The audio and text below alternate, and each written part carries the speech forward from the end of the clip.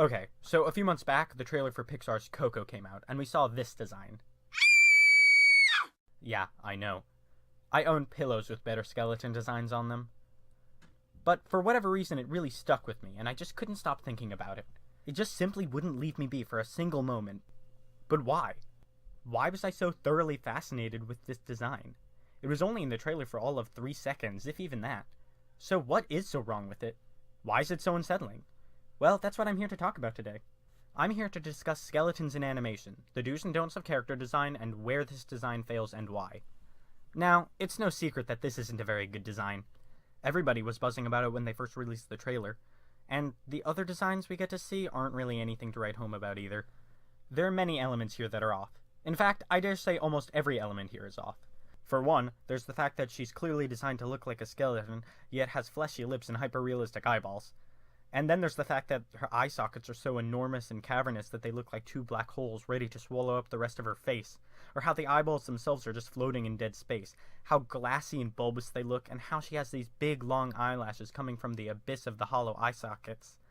Overall, it looks like they couldn't really decide if they wanted her to look alive or dead, and so they chose both, and it resulted in a very poor design. Now, I won't say that the rest of the film is bad or anything, it's not even out yet, so I will be restricting this to only a discussion of design. And let me tell you, the design in this movie is shaping up to be pretty damn mediocre. I mean, just look at this kid's lackluster design. Remind you of anyone? He looks like if Marco Diaz from Star vs. the Forces of Evil was mixed with Riley from Inside Out. But, regardless of the mediocre designs in the rest of the movie, that's not what I'm here to talk about. Once again, I'm here just to talk about the skeletons. So, I won't be passing judgment on the rest of the film, which I and the rest of you haven't seen yet. This isn't going to be about anger over the whole Book of Life plagiarism issue. Other people can write stuff about that and post them in the form of long-winded YouTube videos if they'd like, but I won't be doing that. Now, without further delay, let's discuss character design. As I've already gone over, this design looks incredibly uncomfortable and uncanny. This is because of all the minor details that on their own don't have to be unsettling, but when put together or overemphasized end up giving off that uncanny valley vibe. Really, this is the perfect example of how not to do what the designers were clearly trying to do. Go figure. The clear problem here is simple. They tried too hard to make her look pretty or cute as they do with all of their characters, especially the female ones. And they did so by using the regular go-to design choice for cute characters, which is big eyes. Big, round, shiny, bulbous eyeballs. Just sticking all out there. Makes her look like that little skull guy from Banjo-Kazooie. I can't say I'm particularly surprised. These are design elements that Disney has been rehashing over and over again for all of their female characters since The Little Mermaid. Almost all of their female character designs have looked near identical for the last 30 years. What can I say, they test well. And so do their infant eyes. And Disney and Pixar spend probably too much time and effort into making not only huge eyes, but hyper-realistic ones. And, I don't know if you've noticed or anything, but skeletons don't have eyes, so of course this would look weird. That is the main issue here. This is a really big problem that I have with Disney and Pixar, and have had for a long time. They keep spending all their time on the eyes and making them look real and full of depth that they kind of don't pay much attention to the rest of the design. And that's what happened with this La Katrina looking ass motherfucker in the Coco trailer. They rely way too heavily on their past works. And this design shouldn't have been hard. There's hundreds of skeleton designs in animation since the very beginning of it as an art form, and they all look just fine. Some of them even from the Disney company, that look cute and some of them even pretty. So to properly illustrate what this character design could have done to look less heinous, I'll call your attention to another character who's supposed to be a pretty woman with big eyes who represents the concept of death, and that is La Muerte from George Gutierrez's Book of Life, released by FX. And before you ask, no, I'm not drawing this comparison for any reason you're thinking of. Like I said, I don't care about the supposed plagiarism. Yes, plagiarism in quotes. This is a very common type of story. It's existed for hundreds of years in different cultures, so stop calling it plagiarism. Maybe one of these days I'll write a video essay on it and post it, but for now we're not talking about story, we're talking about design. Now, here we have this design that's clearly meant to be a pretty woman who reminds us of skeletons without actually being a skeleton. She's clearly not human, but clearly not meant to look actually dead. They do this by giving her a human face with what is essentially sugar skull makeup and pale white skin. So she's not a literal skeleton. But this works with the style and logic of the film. Another reason they did this was probably so that they could give her more of a range of facial expressions.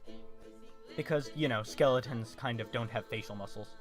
This seems to be an issue people run into a lot while designing skeletons, but they always seem to find ways around it, whether it be subtle or more expressive. They find a way.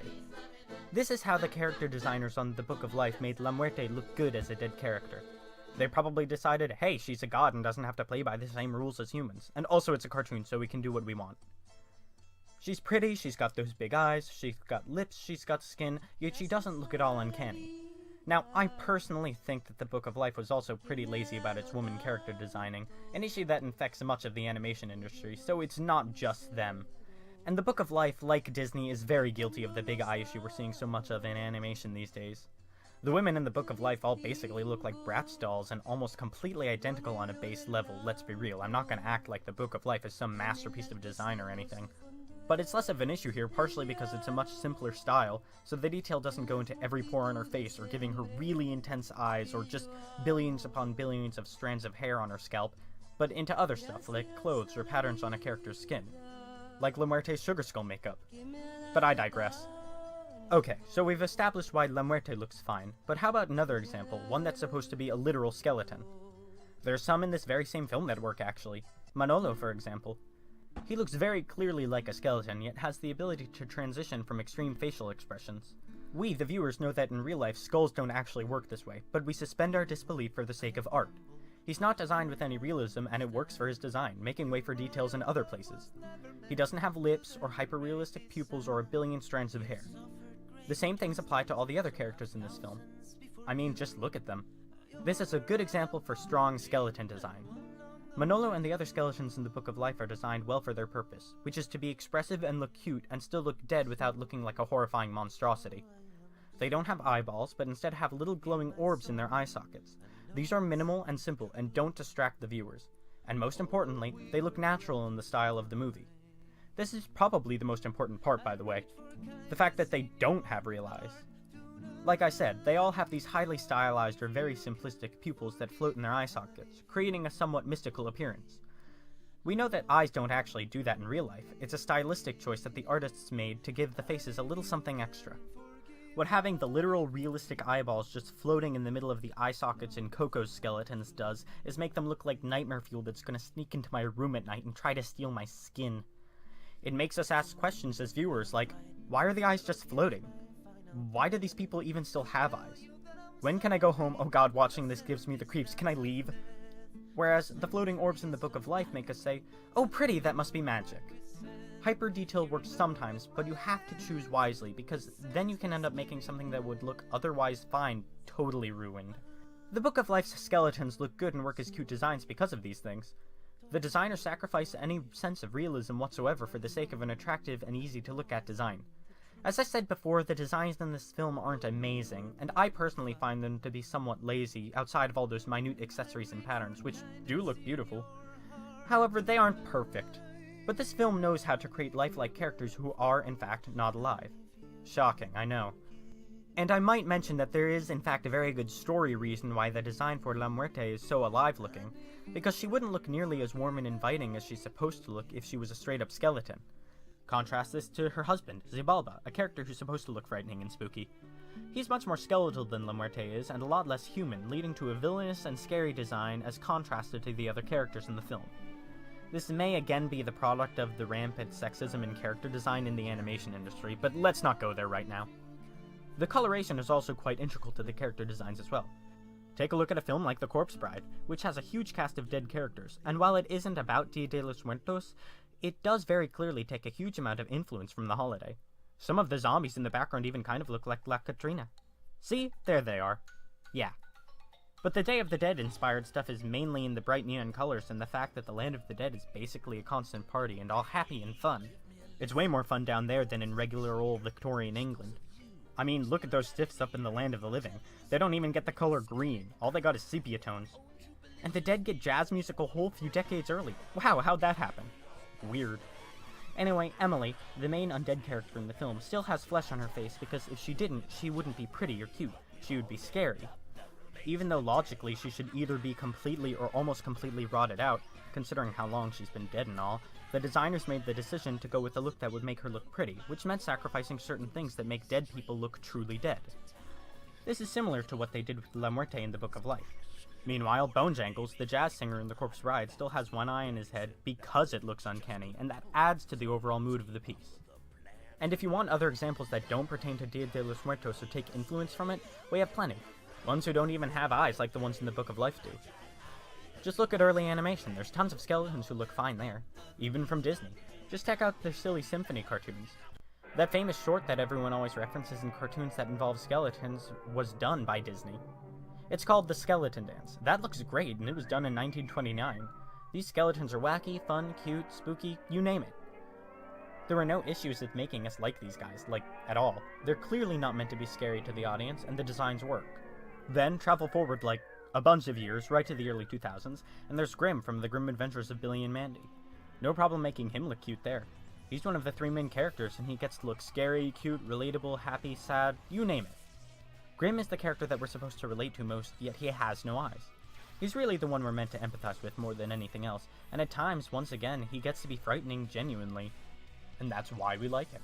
He's not frightening because he doesn't have eyes, and honestly, if he did, it would be way too uncanny, and nobody would want to see that.